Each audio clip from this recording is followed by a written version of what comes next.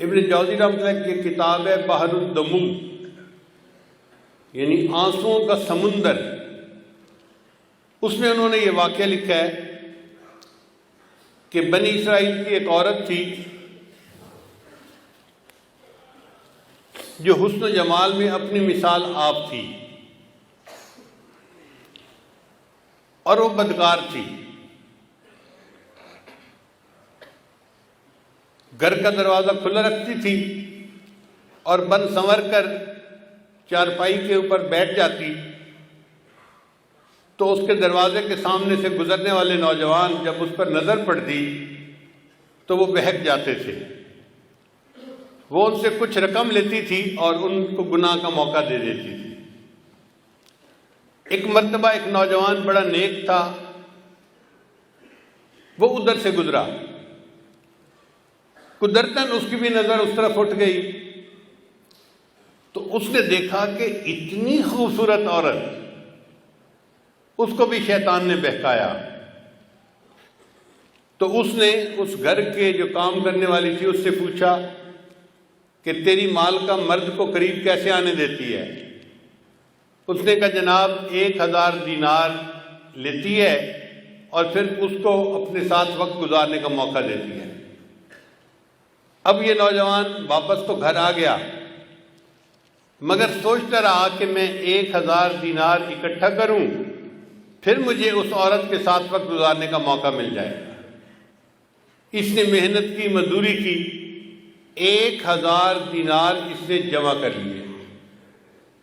ایک دن یہ اس عورت کے پاس گیا اور 1000 دینار اس نے دے دیے۔ عورت نے کہا کہ ٹھیک ہے اب تم آؤ اور میرے ساتھ چارپائی پہ بیٹھ سکتے ہو۔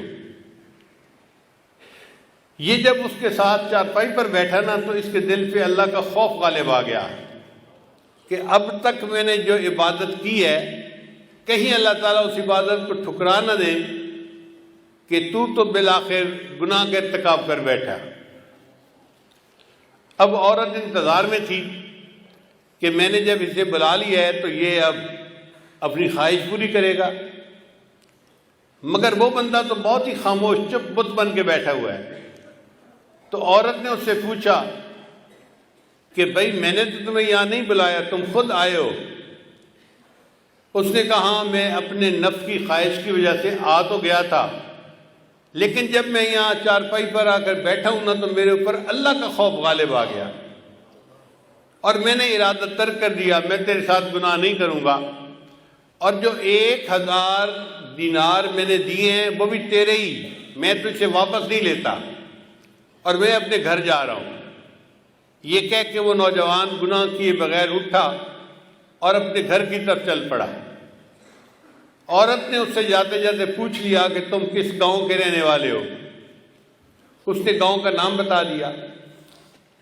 چند دن گزرے تو اس عورت کے دل میں خیال آیا کہ یہ ایسا نوجوان ہے جس نے پہلے کبھی گناہ نہیں کیا، پہلا گناہ کرنا تھا اور اس پر اتنا خوف غالب آ گیا، اور میں تو روز گناہ کرتی ہوں اور میں توبہ نہیں کرتی، تو مجھے بھی اللہ سے ڈرنا چاہیے۔ چنانچہ اس نے نیت کر لی کہ میں بھی آج کے بعد یہ بدکاری والے گناہ کو چھوڑ دیتی ہوں۔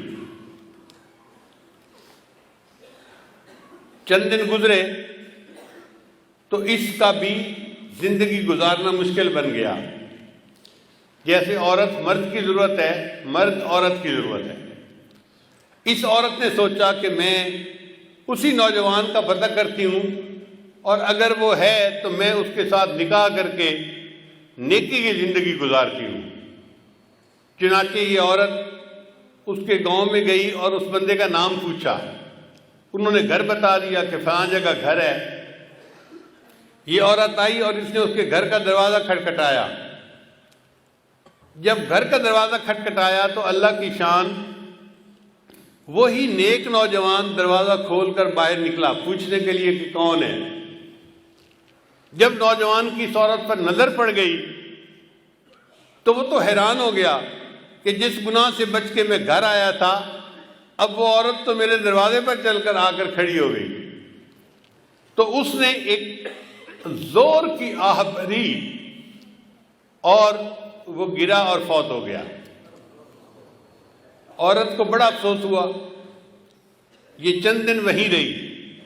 پھر اس نے لوگوں کو بتایا تھا کہ میں تو بھئی اس کے ساتھ نکاح کے ارادے سے آئی تھی اور میں نیکی کی زندگی گزارنا چاہتی تھی۔ گھر والوں کو اس عورت سے ہمدردی ہوئی تو انہوں نے عورت کو کہا کہ وہ بندہ تو فوت ہو گیا مگر اس کا ایک اور بھائی ہے، ابھی شادی شدہ نہیں ہے، وہ شادی کرنا چاہتا ہے، اگر تم چاہو تو ہم اس کے بھائی سے تمہارا نکاح کر دیتے ہیں۔ تو وہ عورت کہنے لگی بہت اچھا۔ چنانچہ اس عورت کا اس کے بھائی سے نکاح ہو گیا۔ کتابوں میں لکھا ہے اللہ نے اس عورت کی توبہ کو ایسے قبول کیا کہ اس کو اللہ نے 7 بیٹے دیے اور سب بیٹے اپنے اپنے وقت کے اولیاء بنے۔